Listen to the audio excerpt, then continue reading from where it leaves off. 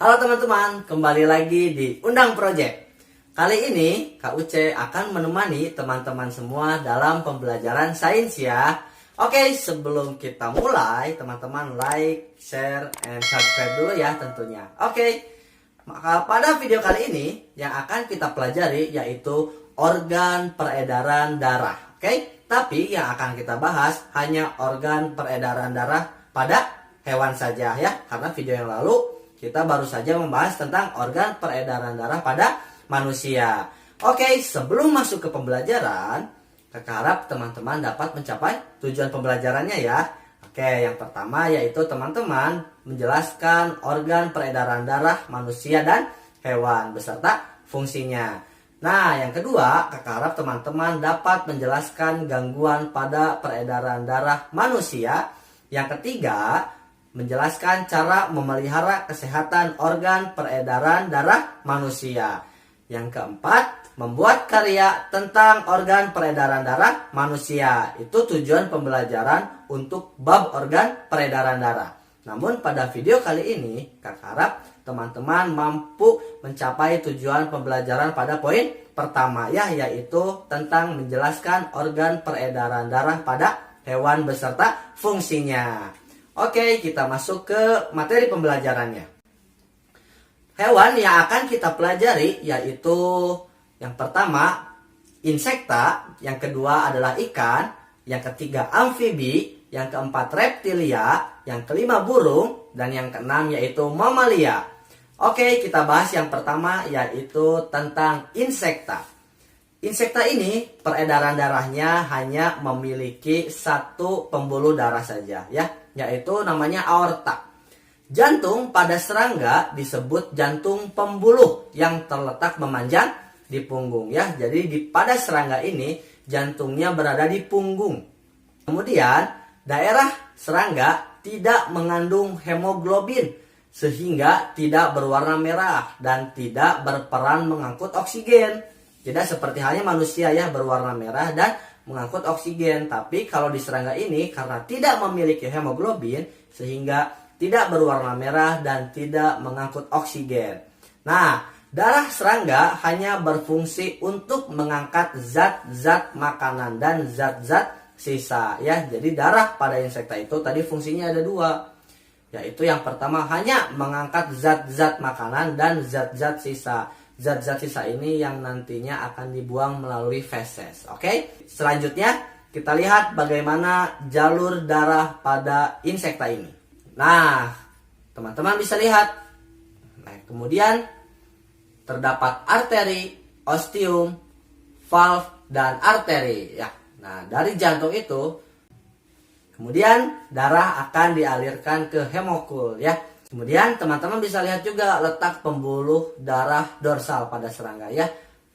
Posisinya dekat dengan kepala atau di bagian leher ya. Kemudian teman-teman bisa lihat juga posisi jantung ada di punggung beserta ostia. Nah, itu dia teman-teman tentang organ peredaran darah pada serangga. Yang kedua yaitu ikan. Organ peredaran darah ikan hanya terdiri atas darah, pembuluh darah, dan jantung yang terbagi menjadi dua ruang. Yang pertama ada satu serambi dan hanya memiliki satu bilik ya. Ikan memiliki peredaran darah tunggal. Artinya dalam sekali peredarannya darah melalui jantung hanya satu kali. Tidak seperti manusia. Begitu darah dari jantung ke seluruh tubuh akan kembali lagi ke jantung. Kemudian dialirkan ke paru-paru, ke jantung lagi. Jadi darah pada manusia ini dia akan beberapa kali melalui jantung. Tapi kalau pada ikan dia hanya satu kali melalui jantungnya. Oke, kita lihat lebih jelasnya aliran peredaran darah pada ikan. Nah, ini dia teman-teman organ peredaran darah pada ikan. Seperti biasa kita bisa melihat warna biru dan warna merah. Yang merah itu pembuluh darah yang banyak mengandung akan oksigen. Sedangkan yang berwarna biru itu pembuluh darah yang banyak mengandung karbon dioksida ya. Oke. Yang ketiga yaitu amfibi. Organ peredaran darah pada katak ini berupa jantung dan pembuluh darah. Jantung katak hanya memiliki 3 ruang. Ada serambi kanan, serambi kiri, dan hanya memiliki 1 bilik. Oke, kita lihat peredaran darah pada amfibi ini. Seperti yang teman-teman lihat, bahwa gambar yang sebelah kanan itu merupakan siklus dari aliran peredaran darah pada hewan amfibi atau katak. Jadi ketika darah dimulai dari jantung, akan diedarkan ke seluruh tubuh. Kemudian akan ditukar antara oksigen dan karbon dioksidanya di kapiler. Setelah ditukar antara darah yang mengandung oksigen dan darah yang mengandung karbon dioksida, nah selanjutnya setelah melalui kapiler itu, darah yang mengandung karbon dioksida atau yang berwarna biru itu akan dikembalikan lagi ke jantung. Selanjutnya akan diedarkan ke paru-parunya atau pada kulitnya, sehingga terjadi lagi pertukaran di situ, pertukaran antara darah yang mengandung karbon dioksida dengan darah yang mengandung oksigen. Setelah dari paru-paru dan dari kulit, maka darah akan dialirkan ke jantung kembali. Oke, itu dia tentang peredaran darah pada amfibi. Selanjutnya, yang keempat yaitu reptilia. Peredaran darah reptilia ini terdiri atas jantung dan pembuluh darah. Jantung reptilia ini memiliki 4 ruang ya. Ada serambi kanan, ada serambi kiri, ada bilik kanan, dan ada bilik kiri. Nah, pada sekat jantung ini antara bilik kiri dan bilik kanan belum sempurna, sehingga darah yang kaya akan oksigen dan darah yang akan karbon dioksida itu akan bercampur. Jadi pada reptilia ini sebetulnya sudah sama, memiliki 4 ruang, sama halnya seperti jantung pada manusia. Namun pada jantung manusia, katup pemisahnya sudah sempurna, sehingga tidak mungkin darah akan bercampur. Namun pada reptilia ini, karena sekat di jantung tersebut belum sempurna, sehingga darah yang mengandung oksigen dan darah yang mengandung karbon dioksida itu akan bercampur.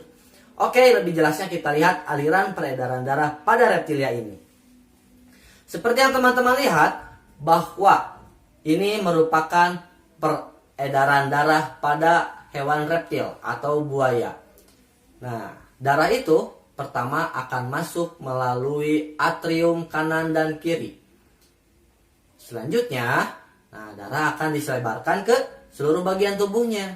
Seperti biasa teman-teman, bahwa pada kapiler itu terdapat pertukaran antara darah yang mengandung banyak oksigen dan darah yang mengandung karbon dioksida. Itu akan bertukar di kapiler ya, seperti biasa. Oke teman-teman, selanjutnya kita masuk ke pembahasan berikutnya. Yang kelima yaitu burung.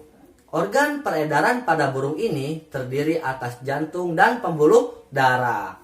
Jantung burung memiliki 4 ruang dengan sempurna ya. Yang pertama ada serambi kanan, kemudian serambi kiri, ada bilik kanan dan bilik kiri. Sehingga pada burung ini tidak terjadi percampuran darah antara darah oksigen dan darah karbon dioksida. Kalau di reptil tadi, bahwa darah yang mengandung oksigen dan yang mengandung karbon dioksida itu bercampur. Tapi kalau di burung tidak ya, sudah terpisah.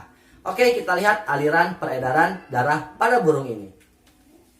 Seperti yang teman-teman lihat, ini merupakan bagian-bagian organ pada peredaran darah burung. Teman-teman boleh lihat yang sebelah kanan. Di situ terdapat aliran peredaran darah burung ya. Pertama-tama darah akan dialirkan melalui bilik kiri, kemudian diedarkan ke seluruh tubuh. Selanjutnya pada sistem kapiler ini akan ditukar antara darah yang mengandung karbon dioksida dan darah yang mengandung oksigen. Kalau yang merah itu adalah darah yang mengandung oksigen, sedangkan yang biru ialah darah yang mengandung karbon dioksida. Sistem peredaran darah pada burung ini kurang lebih sudah hampir sama dengan manusia ya.